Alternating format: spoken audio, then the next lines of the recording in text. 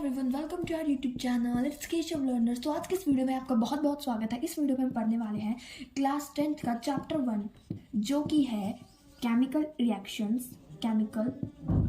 Reactions और equations. तो देखिए, इस वीडियो में मैं आपको बहुत अच्छे से ये चैप्टर समझाने वाली हूँ और इस वीडियो में हम एनसीईआरटी को भी लाइन बाय लाइन रीड करेंगे। देखिए रखिए हमारी एनसीईआरटी की बुक, इससे हम बिल्कुल अच्छे से अपने कॉन्सेप्ट्स क्लियर करने वाले हैं क्योंकि बोर्ड के पॉइंट ऑफ व्यू से आपको एनसीईआरटी पढ़नी बहुत ज़्यादा ज़रूरी है। चलो तो देखिए, अब मैं आपको चैप्टर के नेम से हम स्टार्ट करते हैं कि केमिकल रिएक्शंस क्या होता है।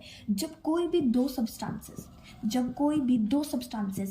आपस में रिएक्ट करते हैं, ठीक है, और वो एक नवा सब्सटेंस फॉर्म करते हैं, जैसे कि कोई एक सब्सटेंस हमारे पास 1, हम कोई सब्सटेंस है ये 2 और ये हमें कोई तीसरा सब्सटेंस देता है, ये होती है हमारी केमिकल रिएक्शंस। बट ये केमिकल रिएक्शंस नहीं मानी जाएगी इस तरह से। जब हम इसको इसके सिंबल्स केमिकल नेम से हम सब्सटेंसेस को लिखेंगे तब ये केमिकल इक्वेशन कंसीडर होगी, ठीक है। अब देखो केमिकल रिएक्शन मैं आपको बताती हूँ। जैसे हमने लिया मैग्नीशियम को हम कैसे लिखते हैं, आपने 9th में पढ़ा होगा Mg, ठीक है। और उसके बाद हमने लिया 2Mg, उसके बाद हमने इसमें ऐड करी ऑक्सीजन प्लस O2, ठीक है। अब ये क्या बन गया 2MgO। हमने क्या ऐड करा था मैग्नीशियम प्लस ऑक्सीजन, बट ये मैग्नीशियम और ऑक्सीजन मिलकर क्या बन गए मैग्नीशियम ऑक्साइड। तो मैं आपको ये सिर्फ एक यहाँ पर एग्जांपल के लिए बता रही हूँ, आगे मैं आपको इसे बहुत अच्छे से एक्सप्लेन करने वाली हूँ, ठीक है। तो यहाँ तक आपको समझ आया कि जैसे दो सब्सटेंसेस, एक सब्सटेंस ये है एक ही है, तीसरा सब्सटेंस जब ये मिला तो ये क्या होगी केमिकल रिएक्शंस होगी कि हमने यहाँ पर केमिकल को रिएक्ट करके नया सब्सटेंस फॉर्म करा है और जब हम इसे इसके सिंबल्स की फॉर्म में लिखते हैं तो वो एक केमिकल इक्वेशन बन जाती है। देखिए, अब हम यही सेम चीज़ हम एनसीईआरटी में पढ़ने वाले हैं। तो चलिए स्टार्ट करते हैं। सबसे पहले तो आपको इसमें यही दे रखा है कि केमिकल इक्वेशंस और रिएक्शंस। इस चैप्टर को इन्होंने स्टार्ट करा है एक एक्टिविटी की फॉर्म से। यहाँ पर इन्होंने सिंपल ये दिया हुआ है कि कुछ आपको सिचुएशंस दे दी हैं, आपने देखना है कि अगर ये सिचुएशंस होंगी तो उनका रिजल्ट क्या निकल के आएगा, ये आपको खुद से करना है।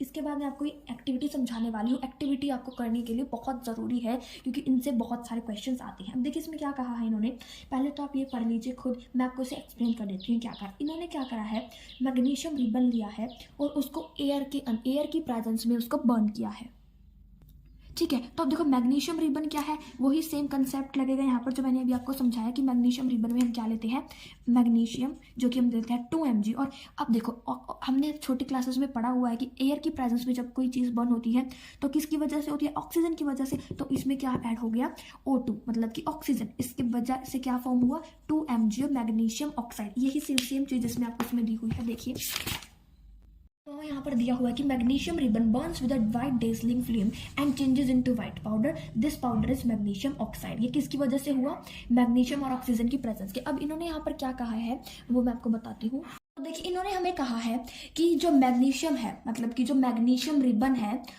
Plus O2 oxygen is equal to 2Mg हो है, ये मैंने आपको बता दिया है। अब जो मैग्नीशियम है जो एयर की प्रेजेंस में O2 की प्रेजेंस में किस तरह से बर्न करेगा वाइट डैजलिंग फॉर्म में, मतलब कि जो फ्लेम होगी उसकी वो कैसी होगी वाइट कलर की फ्लेम होगी, ठीक है। और जो मैग्नीशियम ऑक्साइड फॉर्म हुआ है क्या होगा, ये एक तरह का व्हाइट पाउडर होगा, यहाँ पर हमें ये बताया गया है, ठीक है। तो आई होप कि आपको यहाँ तक क्लियर हो गया होगा। अब हम नेक्स्ट टॉपिक पे आते हैं जो है हमारा केमिकल इक्वेशंस। मैंने आपको क्या बताया था कि जो केमिकल इक्वेशंस होती है वो क्या होती है, जब दो सब्सटेंसेस रिएक्ट करते हैं एक साथ और वो क्या फॉर्म करते हैं एक न्यू प्रोडक्ट फॉर्म करते हैं, उसके बाद जब हम उनको उनके सिंबल्स की फॉर्म में लिखते हैं वो होती है केमिकल इक्वेशन। यही यहाँ पर हमें दिया हुआ है, ठीक है। अब हम देखो यहाँ पर हम नेक्स्ट टॉपिक पढ़ेंगे राइटिंग अ केमिकल इक्वेशन। तो देखिए यहाँ पर हमें कहा है कि जो केमिकल इक्वेशन है can be made more concise and useful if we use chemical formula instead of words, ठीक है। तो अब देखो ये क्या कह रहे हैं कि अगर हम सिंबल्स का यूज करेंगे, ठीक है, सब्सटेंसेस को लिखने के लिए बजाय उनके नाम के, तो वो ज़्यादा कॉन्साइज रहेगी, वो ज़्यादा बेटर रहता है। जैसे कि यहाँ पर दिया हुआ है Mg plus O2 is equal to 2MgO, ठीक है। ये जो इक्वेशन है ये स्केलेटल इक्वेशन है। अब स्केलेटल इक्वेशन क्या होती है, मतलब ये बैलेंस्ड नहीं है, इसके जो नंबर ऑफ एटम्स है वो एक दोनों साइड इक्वल नहीं है। अब देखो यहाँ पर हमें इन्होंने क्या दिया है Mg plus O2 is equal to 2MgO, ठीक है। अब मैं आपको यहाँ पर बैलेंस्ड इक्वेशन भी बताने वाली हूँ क्या होती है और स्केलेटल इक्वेशन भी बताने वाली हूँ क्या होती है, ठीक है। तो अब देखिए पहले हम समझना होगा कि बैलेंस्ड इक्वेशन क्या होती है और स्केलेटल इक्वेशन क्या होती है, वो मैं आपको भी समझाने वाली हूँ। तो देखिए according to law of conservation of mass, जो हमारा law of conservation of mass है उसके अकॉर्डिंग क्या होता है कि ना तो हम मास को क्रिएट कर सकते हैं मास कैन नॉट बी क्रिएटेड, ना हम उसको क्रिएट कर सकते हैं। मैं आपको यहाँ पे दिखा देती हूँ जो लिखा हुआ है कि mass can not be neither be created nor destroyed in chemical reaction.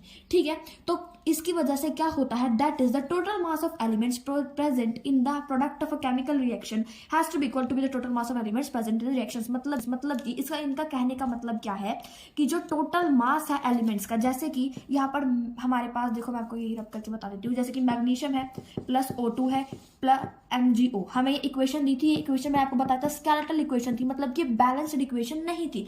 That means कि ये इसके जो हमारे एलिमेंट्स हैं इनका जो मास है वो इक्वल नहीं। अब देखो यहाँ पर मैग्नीशियम का मास कितना है, 0 है, ठीक है, यहाँ पर 1 है, ठीक है, यहाँ पर ऑक्सीजन का मास कितना है, 2 है, बट यहाँ पर तो Mg का मास 1 है और ऑक्सीजन का मास यहाँ 2 आना चाहिए, बट यहाँ है ही नहीं। ठीक है, तो ये क्या हो गई, स्केलेटल इक्वेशन हो गई। और बैलेंस्ड इक्वेशन कैसी होगी कि जो एलिमेंट्स है उनका मास हर एक जगह सेम हो। अब ये बैलेंस्ड इक्वेशन अगर मैं आपको बताऊं तो अब ये बैलेंस्ड इक्वेशन हो गई। कैसे हो गई ये बैलेंस्ड इक्वेशन, क्योंकि देखो Mg के साथ भी 2 है, अगर देखो यहाँ पर ऑक्सीजन के साथ 2 है, तो अगर मैं यहाँ पर हम कभी भी 2 नहीं लगाते, हम यहाँ पर 2 लगाएंगे इसके लिए, ऑक्सीजन के लिए, तो दोनों की साइड जो है इक्वल हो जाए ताकि, ठीक है।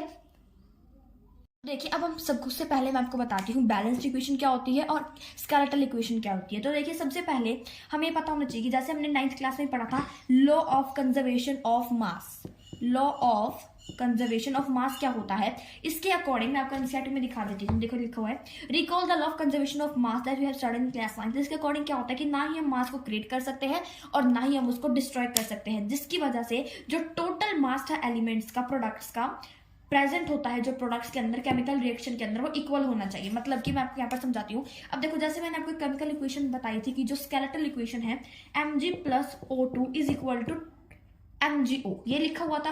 अब ये क्या है, एक स्केलेटल इक्वेशन है, मतलब कि according to law of conservation mass क्या होना चाहिए कि जो एलिमेंट्स का जो मास है वो इक्वल होना चाहिए, इस साइड भी और इस साइड भी। ये क्या है, हमारे रिएक्टेंट्स है दोनों, जिन्हें हम रिएक्ट करते हैं, रिएक्टेंट्स, और ये जो इस साइड आएगा वो क्या है, हमारे प्रोडक्ट है, ठीक है।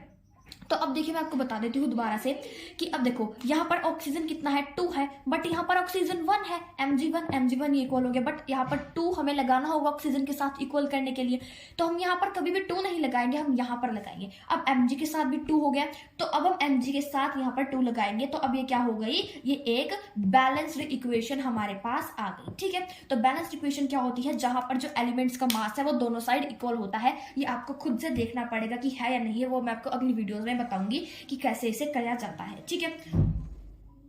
क्लियर करा दिया है, बैलेंस्ड केमिकल इक्वेशंस तक हमने सारा पढ़ लिया है। यहाँ पर एक एग्जांपल है, ये आपका होमवर्क है कि आप इसे खुद से पढ़ेंगे। नेक्स्ट मैं आपको दिखा देती हूँ कि कैसे क्या है। यहाँ पर आपको सिर्फ बैलेंस करना बताया इक्वेशंस को, या मैं आपको नेक्स्ट वीडियो में बहुत क्लियरली बताऊंगी।